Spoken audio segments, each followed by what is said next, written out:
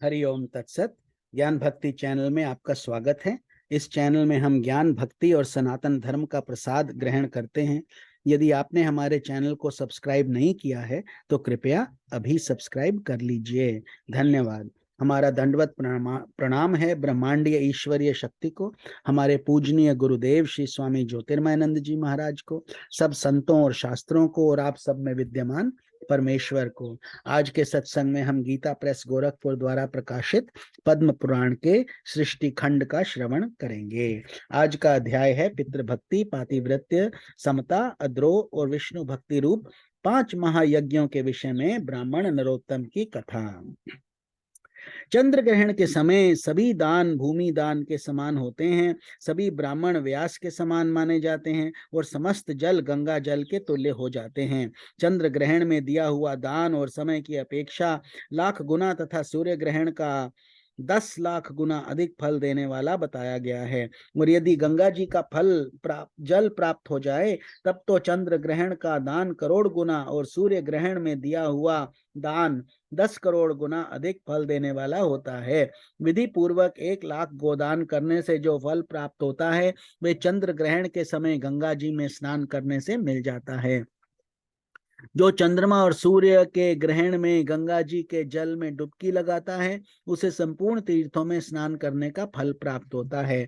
यदि रविवार को सूर्य ग्रहण और सोमवार को चंद्र ग्रहण हो तो वह चूड़ामणि नामक योग कहलाता है। उसमें स्नान और दान का अनंत फल माना गया है।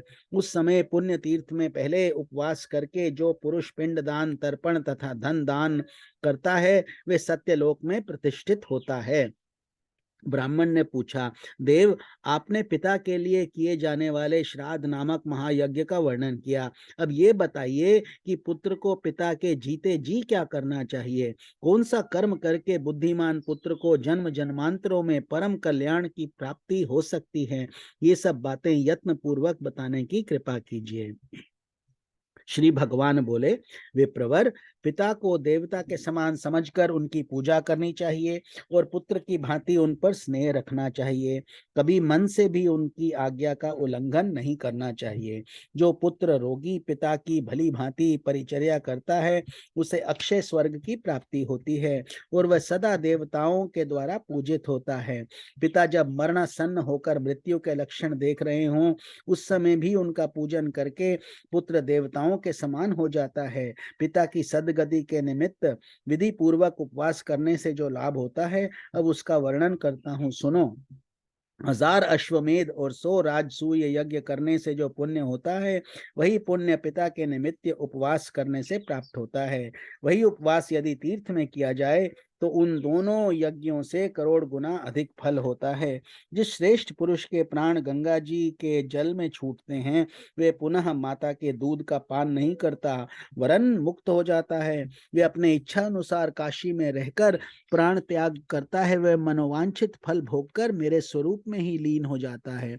योग युक्त नैष्ठिक ब्रह्मचारी मुनियों को जिस गति की प्राप्ति होती है वही गति ब्रह्मपुत्र नदी की 7 धाराओं में प्राण त्याग करने वाले को मिलती है।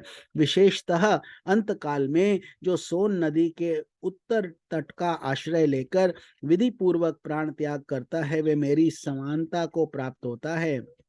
जिस मनुष्य की मृत्यु घर के भीतर होती है उस घर के छप्पर में जितनी गांठें बंधी रहती हैं उतने ही बंधन उसके शरीर में भी बंध जाते हैं। 1-1 वर्ष के बाद उसका एक एक बंधन खुलता है। पुत्र और भाई बंधु देखते रह जाते हैं, किसी के द्वारा उसे उस बंधन से छुटकारा नहीं मिलता। पर्वत, जंगल, दुर्गम भूमि या जल रहित स्थान में प्राण त्याग करने वाला मनुष्य दुर्गति को प्राप्त होता है। उसे कीड़े आदि की योनि में जन्म लेना पड़ता है। जिस मरे हुए व्यक्ति के शव का दाह संस्कार मृत्यु के दूसरे दिन होता है वह 60,000 वर्षों तक कुंभी पाक नरक में पड़ जाता है।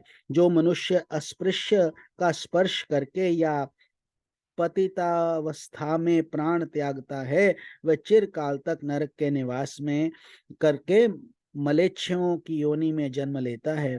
पुण्य से अथवा पुण्य कर्मों का अनुष्ठान करने से मर्त्यलोक निवासी सब मनुष्यों की मृत्यु के समान जैसी बुद्धि होती है वैसी ही गति उन्हें प्राप्त होती है। पिता के मरने पर जो बलवान पुत्र उनके शरीर को कंधे पर ढोता है, उसे पग पग पर अश्वमेध यज्ञ का फल प्राप्त होता है। पुत्र को चाहिए कि वह अपने पिता के शव को चिता पर रखकर विधि पूर्वक मंत्रोच्चारण करते हुए पहले उनके मुख में आग दे, उसके बाद संपूर्ण शरीर का दाह करे। उस समय इस प्रकार कहे, जो लोभ मोह से युक्त तथा पाप पुण्य से आच्छादित थे, उन पिताजी के इस शव का, इसके संपूर्ण अंगों का मैं दाह करता हूँ, वे दिव्य लोकों में जाएं। इस प्रकार दाह कर करके पुत्र अस्थि संचय के लिए कुछ दिन प्रतीक्षा में व्यतीत करे। फिर यथा समय अस्थि संचय करके 10वां दिन आने पर स्नान कर गीले वस्त्र का परित्याग कर दे। फिर विद्वान पुरुष 11वें दिन दशाह श्राद्ध करे और प्रेत के शरीर की पुष्टि के लिए एक ब्राह्मण को भोजन कराए। उस समय वस्त्र, पीड़ा और चरणा, पादुका आदि वस्तुओं का विधि पूर्वक दान करे। दशा के चौथे दिन किया जाने वाला श्राद्ध, चतुर्था 3 पक्ष के बाद किया जाने वाला त्रैपाक्षिक अथवा साधर्म मासिक, 6 मास के भीतर होने वाला उनषणा मासिक तथा वर्ष के भीतर किया जाने वाला उनाब्दिक श्राद्ध और इनके अतिरिक्त 12 महीनों के 12 श्राद्ध, कुल 16 श्राद्ध माने गए हैं। जिसके लिए ये 16 श्राद्ध यथाशक्ति श्रद्धा पूर्वक नहीं किए जाते, उसका पिशाच तत्व स्थिर हो जाता है। अन्यान्य सैकड़ों श्राद्ध करने पर भी प्रेत योनियों से उसका उद्धार नहीं होता।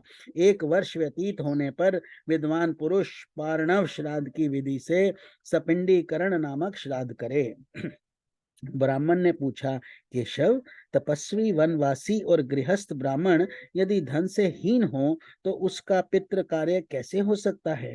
श्री भगवान बोले, जो तृण और काष्ठ का उपार्जन करके अथवा कोड़ी कोड़ी मांगकर पितृ कार्य करता है, उसके कर्म का लाख गुना अधिक फल होता है। कुछ भी न हो तो पिता की तिथि आने पर जो मनुष्य केवल गौओं को घास खिला देता है, उसे पिंडदान से भी अधिक फल प्राप्त होता है। पूर्व काल की बात है, विराट देश में एक अत्यंत दीन पुरुष मनुष्य रहता था। एक दिन पिता की तिथि आने पर वह बहुत रोया। रोने के कारण ये था कि उसके पास श्राद्धोपयोगी सभी वस्तुओं का अभाव था। बहुत देर तक रोने के पश्चात उसने किसी विद्वान ब्राह्मण से पूछा, ब्राह्मण, आज मेरे पिताजी की तिथि है, किंतु मेरे पास धन के नाम पर कौड़ी भी नहीं है। ऐसी दशा में क्या करने से मेरा हित होगा? आप मुझे ऐसा उपदेश कीजिए जिससे मैं धर्म में स्थित रह सकूं। विद्वान ब्राह्मण ने कहा, तात, इस समय कुतप नामक मुहूर्त बीत रहा है, तुम शीघ्र ही वन में जाओ और पितरों के उद्देश्य से घास लाकर गौ को खिला दो। तदनंतर ब्राह्मण के उपदेश से वह वन में गया और घास का बोझा लेकर बड़े हर्ष के साथ पिता की तृप्ति के लिए उसे गौ को खिला दिया। इस पुण्य के प्रभाव से वह देवलोक को चला गया। पितृ यज्ञ से बढ़कर दूसरा कोई धर्म नहीं है, इसलिए पूर्ण प्रयत्न करके अपनी शक्ति के अनुसार मात्सर्य भाव का त्याग करके श्राद्ध करना चाहिए। जो मनुष्य लोगों के सामने इस धर्म संतान धर्म का विस्तार करने वाले अध्याय का पाठ करता है, उसे प्रत्येक लोक में गंगा जी के जल में स्नान करने का फल प्राप्त होता है। जिसने प्रत्येक जन्म में महापातकों का संग्रह किया हो, उसका ये सारा संग्रह इस अध्याय का एक बार पाठ या श्रवण करने पर नष्ट हो जाता है। ओम नमो भगवते वासुदेवाय। कल के सत्संग में हम पतिव्रता ब्राह्मणी का उपाख्यान, उल्टा स्त्रियों के संबंध में उमा नारद संवाद, पतिव्रता की महिमा और कन्यादान का फल, इस अध्याय का श्रवण करेंगे। हरि ओम तत्सत।